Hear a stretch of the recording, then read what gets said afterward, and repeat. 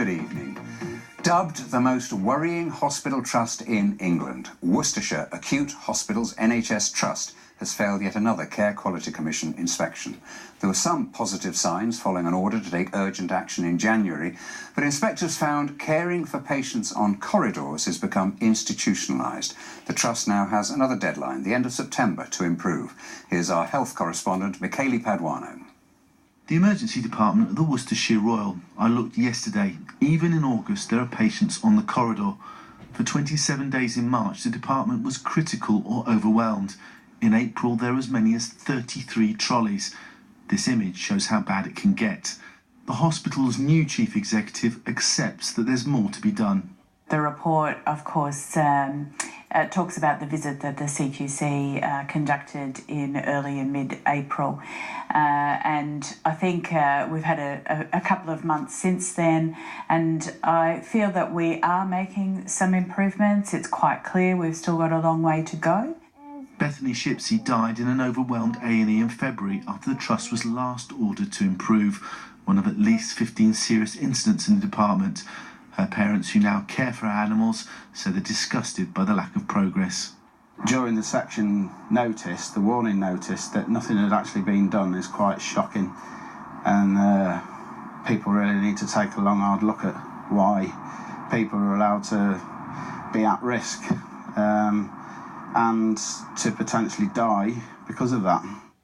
When Callum Cartledge cardiac arrested in March near Redditch Hospital, he had to be taken to Worcester. After his death, 24-hour resuscitation for children should have been available in Redditch. It wasn't. At the Alexandra Hospital in Redditch, there were also 3 incidents with severe outcomes that weren't investigated.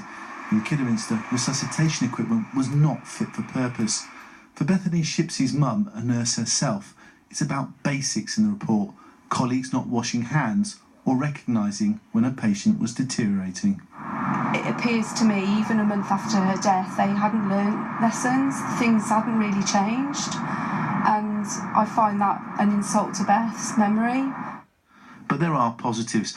Most patients are now seen in the emergency department within 15 minutes, staff feel able to report serious incidents, and patients on wards have early warning charts filled in.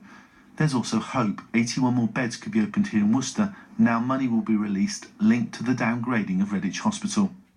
Ever since this hospital was built, there have been concerns that it wasn't big enough. But it's only now that the Alexandra Hospital has been downgraded that they're talking about putting back 3 wards on this site. Given that the emergency department's been struggling for 2 years, why hasn't the system done this before? Some investment will happen before winter, but it may be 2020 before this facility is fully open. Michele Paduano, BBC Midlands Today. Well, earlier I spoke to a head of hospital inspection with the Care Quality Commission, Fiona Allinson, and asked her, as the Trust had been in special measures for the best part of 2 years, was the Commission wasting its time? If our inspections make a trip to hospital better for at least one person, then we're making a difference. Hopefully it won't be just one person, it will be a whole ward or a whole hospital. But no, never we feel like we're wasting But how often do you have to tell them? Well, sometimes you have to tell them a lot. The Worcester Royal, as you know, has had a lot of different managers in place. A lot of those have been interim or have been in post for a very short period of time. They're now entering a phase where they've got some stability, they've got some permanent appointments, and hopefully those fresh pair of eyes and that drive to improve things at the hospital will make a difference. So do you feel that having interim management has been the cause of these problems? It's always a challenge when you have interim management, because you have one manager who will want to take you in one direction, and then you lose that momentum when you have another come in that takes you in a different direction. There's a group called NHS Improvement. Do you have any control over that? What's happening with them? So we work alongside NHS Improvement.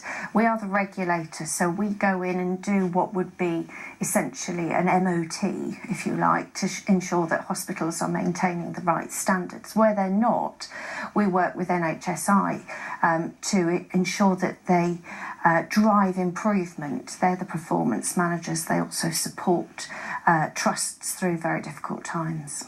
Does it need some absolutely radical shake-up? We are meeting monthly with the management team and NHS Improvement and other key stakeholders to ensure that things are moving forward. And the Trust has addressed some of our immediate concerns from our April inspection.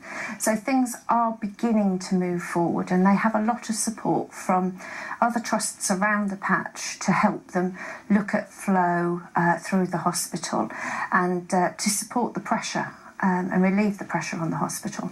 But do you think perhaps in the first place Worcestershire Royal was just not set up right, not built big enough, bearing in mind that it's overwhelmed with numbers at the moment, and Kidderminster and Redditch are being downgraded, which can only exacerbate the situation? So I think that's a much wider debate. It's a debate about how people access the hospital. Do they really need to go to emergency department? Can they go to an urgent care centre or minor injuries unit instead of putting pressure on the emergency department? And equally, it's about the other end of the service. How do we get people out, and do we have enough community resources to look after those people once they're out of hospital? So it's a much wider debate than was the hospital built big enough. Fiona Allinson, thank you. You're welcome. He was a friend to everyone.